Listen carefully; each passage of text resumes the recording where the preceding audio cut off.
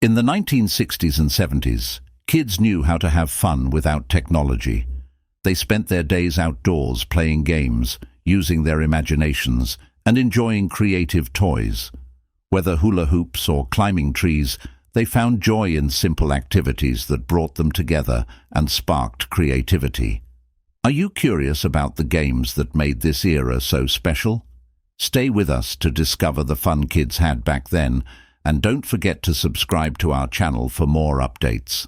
Let's start with hula hoops. The hula hoop was an ideal toy of the 1960s, widely loved for its simplicity and fun. Kids would spin the hoop around their waists, arms or legs, trying to keep it going for as long as possible. Brightly colored and made from lightweight plastic, hula hoops became a popular outdoor pastime in parks, backyards and school playgrounds. Friends would gather to compete in who could keep the hoop spinning the longest or perform tricks.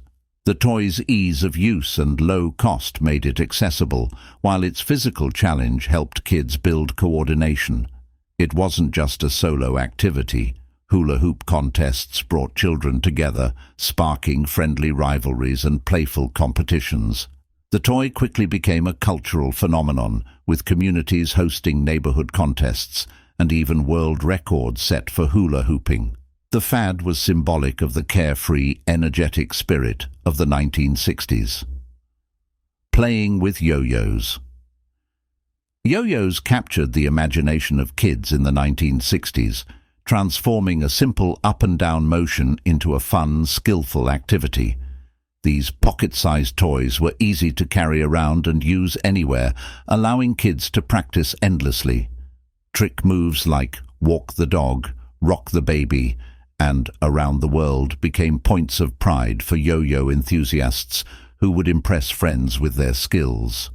Yo-yo brands even held competitions, sparking an industry-wide craze. Friends gathered to challenge each other, learning and perfecting new tricks, while fostering a sense of friendly competition. Yo-yos were inexpensive and came in various designs and colors, adding to their appeal. The toy's popularity peaked with local contests and shows, which helped kids refine their techniques. In schoolyards and neighborhoods, it brought kids together in a unique, skill-based play experience that many continued into adulthood. Riding bicycles. In the 1960s, bicycles represented freedom and independence for kids. Riding bikes allowed them to explore their neighborhoods and visit friends without relying on adults.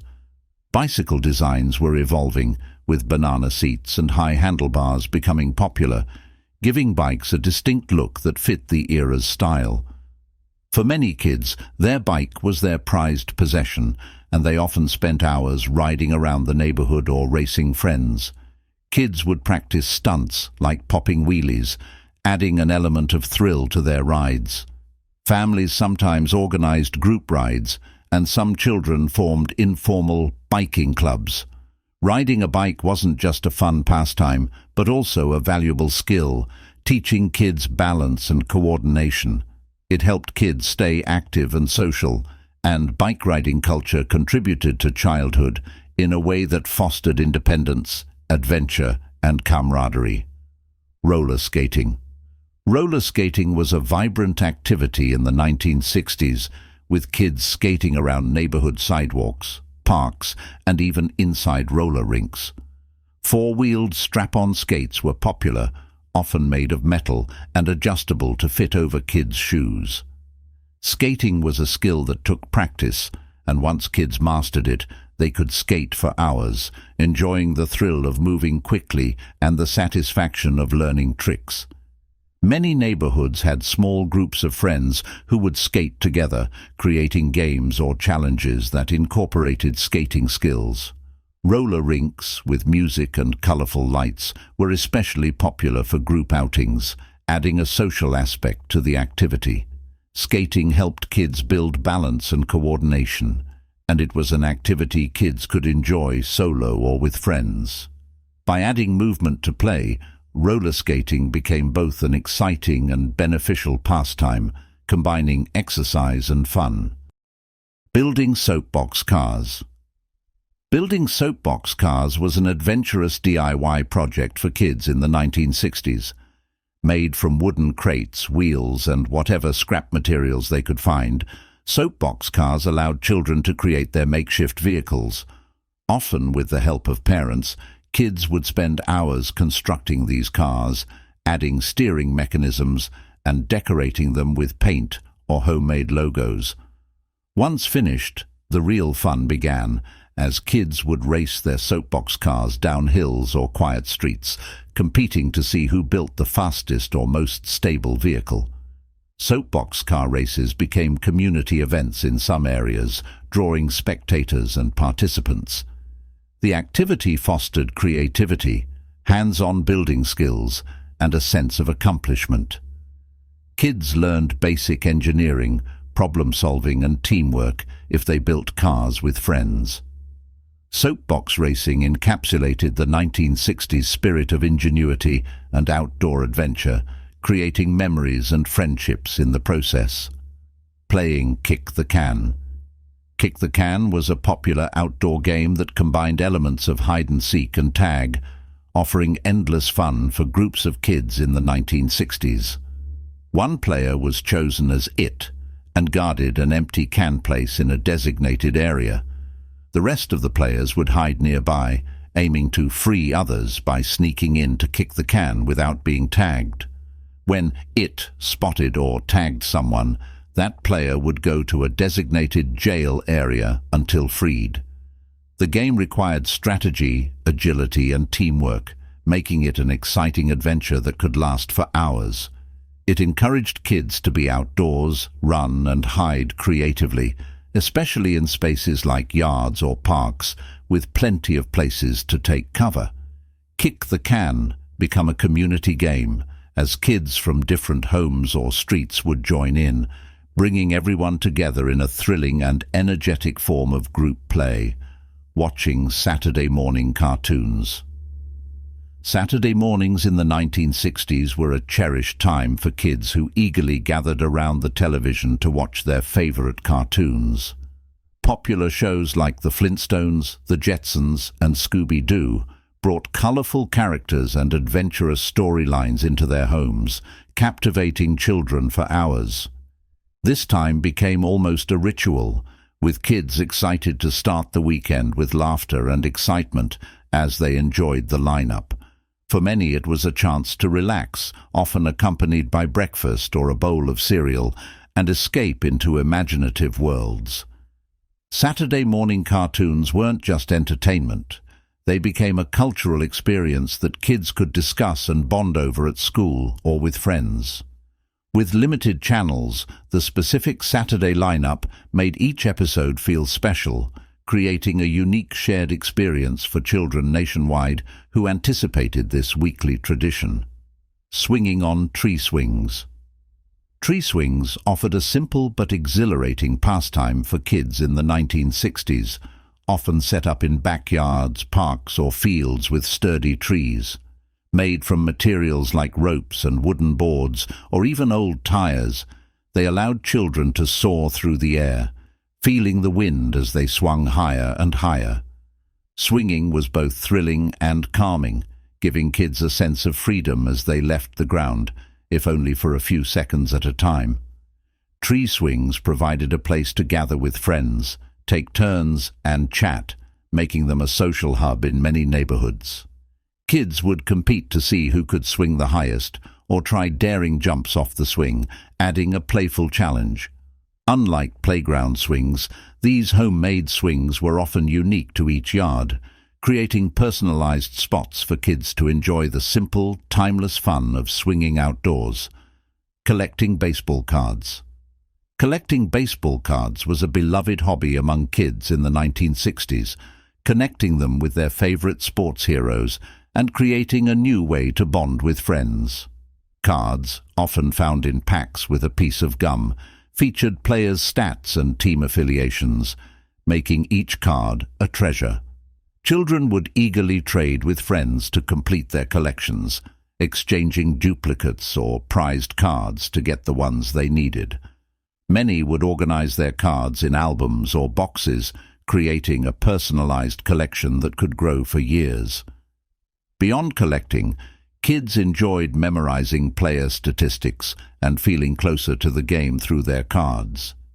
It became a passion for some, with certain rare cards highly sought after, sparking pride and excitement. Baseball card collecting taught kids patience, organization, and the thrill of hunting down the perfect edition, making it more than a hobby. It was a cultural phenomenon. Playing marbles. Playing marbles was a favorite pastime in the 1960s, combining skill, aim, and a bit of luck. Kids would draw a circle in the dirt or on the pavement and place marbles inside, taking turns shooting larger marbles to try and knock others out. Different types of marbles, from cat's eyes to tigers, each had unique colors and swirls, making them collectible and special to own. Kids would often bring their marbles in bags, trading and comparing with friends, which added to the excitement. Winning marbles added stakes to the game, as players could keep the marbles they knocked out, encouraging friendly competition. Marbles games could vary in rules, making them adaptable for small or large groups, and they were simple enough to play almost anywhere. Beyond being fun, marble games fostered hand-eye coordination and concentration, creating hours of enjoyment for children looking for a challenge. Skateboarding. Skateboarding became a defining part of 1970s youth culture, blending surfing and street play. Initially, skateboards were simple wooden planks with roller skate wheels. But in the early 70s, innovators like Tony Hawk popularized more advanced designs with better wheels and improved control. Kids took to sidewalks, driveways, and empty parking lots, mastering tricks and stunts like ollies and kickflips. Skate parks began to spring up across the country, offering ramps and half-pipes for skateboarders to practice and compete. For many, skateboarding was not just an activity, but a way of life, influencing fashion and music. The skateboard represented freedom, rebellion, and an emerging youth subculture. Whether cruising around neighborhoods or attempting daring tricks, skateboarding became an iconic pastime that left a lasting mark on the era. Playing with pet rocks. In the mid-1970s, the pet rock craze took over, introducing an absurd but entertaining toy. Pet rocks were exactly what they sounded like: smooth stones that came in a cardboard box with breathing holes and straw bedding for comfort. They were marketed as low-maintenance pets that required no feeding or walking, making them an easy companion for kids. The phenomenon was started as a novelty by Gary Dahl, who capitalized on the absurdity of the idea and sold the rocks for a small price. Kids found humor in adopting these pets and would carry them around, show them off to friends, or even create little homes for them. Though the fad was short-lived, it remains a humorous reminder of the quirky trends that emerged during the 1970s. The pet rock was a perfect example of the playful and unconventional spirit of the decade. Water balloon fights.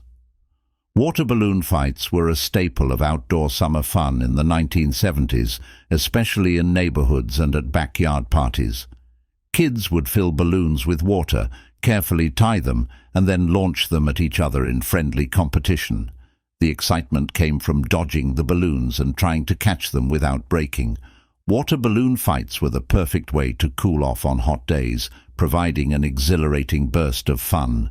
The chaotic nature of these battles meant kids would get wet, laugh, and form alliances to ambush others. Whether in a backyard or at the park, water balloon fights encouraged teamwork, strategy, and physical activity. They were often accompanied by games of tag or hide-and-seek, making for hours of outdoor entertainment. This simple yet thrilling activity was enjoyed by children of all ages, bringing communities together in the spirit of summer. Watching Star Wars in theaters. When Star Wars film premiered in 1977, it changed cinema and became an instant cultural phenomenon. For kids in the 70s, watching Star Wars in theaters was an unforgettable experience. The groundbreaking special effects, epic storylines, and iconic characters like Luke Skywalker, Darth Vader, and Princess Leia captivated audiences. It wasn't just a movie, it was a whole new world. Children flocked to the theaters, eagerly awaiting their chance to experience the adventure, and many saw it multiple times. The film's success gave birth to an entire franchise, with action figures, video games, and even schoolyard debates about which character was the best. Star Wars shaped the 70s for a generation, providing kids with an immersive, imaginative escape. The film's influence extended far beyond just entertainment, with its language, music, and visuals becoming ingrained in pop culture for decades to come. Playing Pong. In the early 1970s, Pong introduced an entirely new form of entertainment that would lay the foundation for the video game industry. Created by Atari, Pong was one of the first arcade video games and was essentially a digital version of ping pong. Players used paddles to bounce a ball back and forth across the screen to score points by getting the ball past their opponent. The game's simplicity made it accessible to anyone, and soon it was being played at arcades, in living rooms, and even in bars. Kids would line up to play at the local arcade or compete against friends at home on the early home console systems.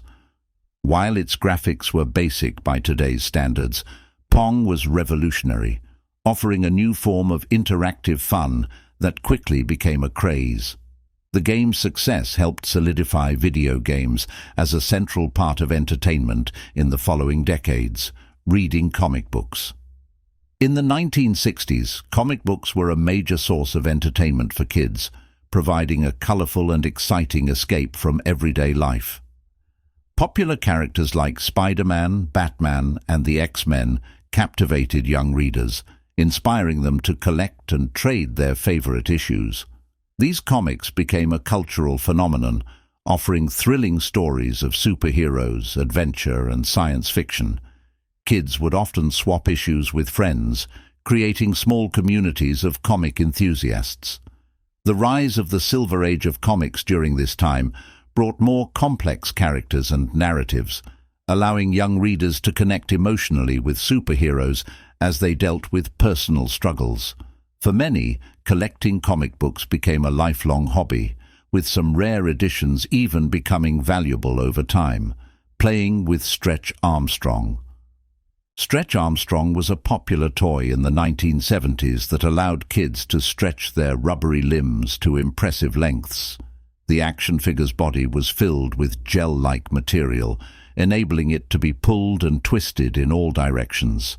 This unique feature made Stretch Armstrong incredibly fun for imaginative play, with kids pretending it was a superhero or using it in playful wrestling matches.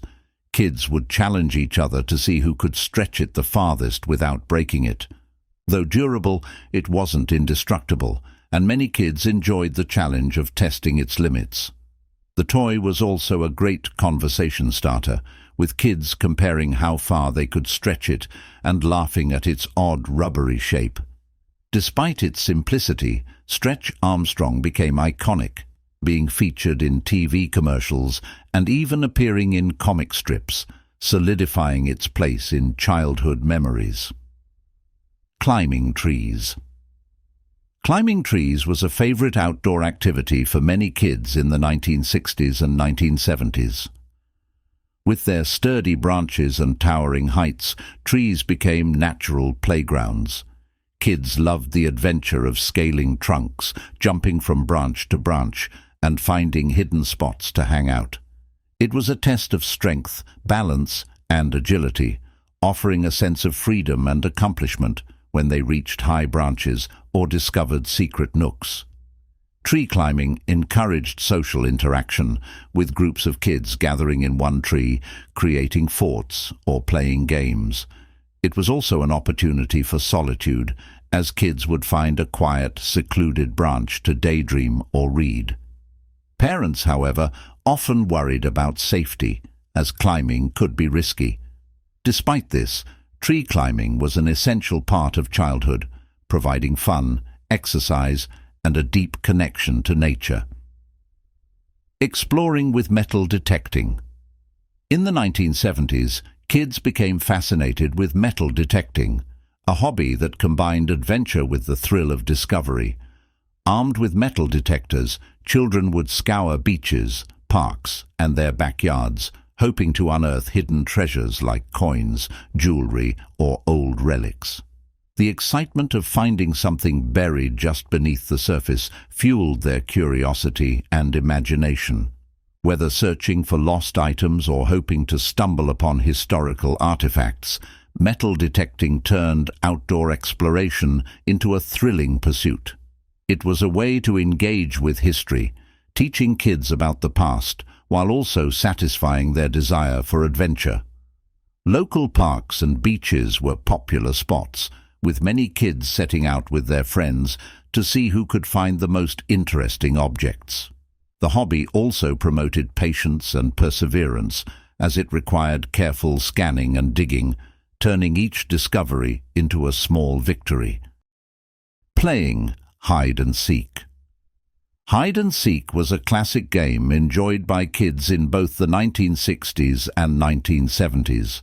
Simple to play and requiring no special equipment, it became a go-to activity for groups of children. The seeker would count to a designated number while the hiders scrambled to find a place to conceal themselves. The thrill of evading capture, combined with the excitement of trying to find others, made the game endlessly enjoyable. The rules varied by region. Some played with home base, where hiders would race to touch the starting point without getting tagged. The game was often played in backyards, parks, or even inside homes on rainy days. It encouraged physical activity, strategy, and social interaction as kids worked together to hide and try to avoid being found. Hide and seek was a timeless game, transcending generations with its simplicity and the joy of playful competition. That's a wrap for today's video. We hope you enjoyed looking back at the fun games and activities from the 60s and 70s. It's great to see how simple things like toys and outdoor play brought so much joy and creativity. If you liked this video, give it a thumbs up and share your favorite childhood memories in the comments. Don't forget to subscribe for more fun content, and we'll catch you in the next video.